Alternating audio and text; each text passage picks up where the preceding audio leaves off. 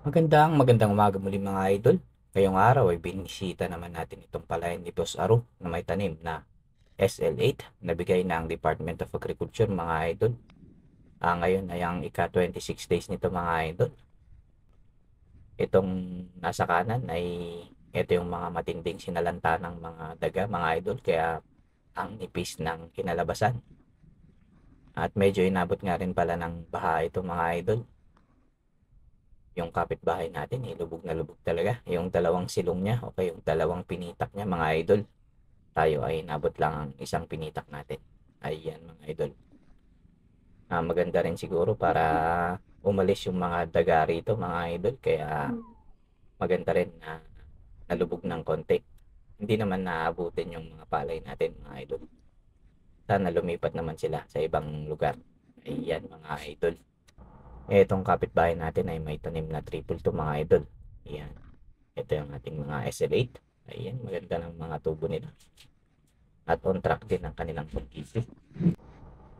Nakadalawang application na din pala tayo dito ng fertilizer mga idol. Nung una, nung 7 days after transplanting, naglagay tayo ng apat na 1620 at isang 4600 mga idol.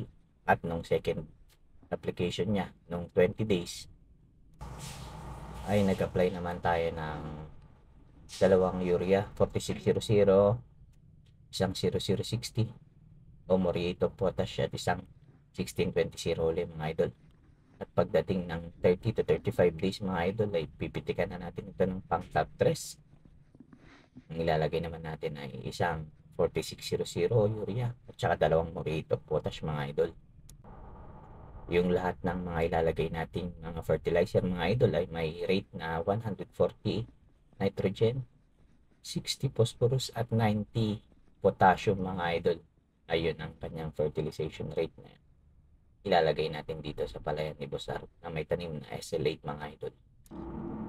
Ang susunod na mga i-address natin dito mga idol ay ang mga green leaf hopper. Meron tayong nakikitang mga palipad-lipad na maliliit pa lang sila.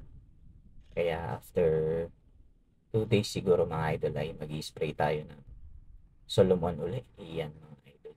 Yan ang i-spray natin Solomon. Ang hopper expert na alam natin.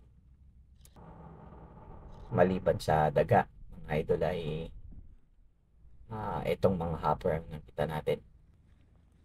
Ang pinabalak natin ilagay ay ang Solomon na insecticide at hahaluan natin ng Vanguard na fungicide. Yung Vanguard na fungicide daw mga idol ay meron siyang rat repellent. Ayan. Napakabango ng fungicide na yun mga idol. Parang chocolate, parang kape ang amoy. Pero meron daw masamang lasa yon para sa mga daga. Kaya subukan natin mga idol kung effective. Ito muna ang ating update dito sa palayan ni Bosaru na may tanim na SL8 galing sa DA. Magandang umaga.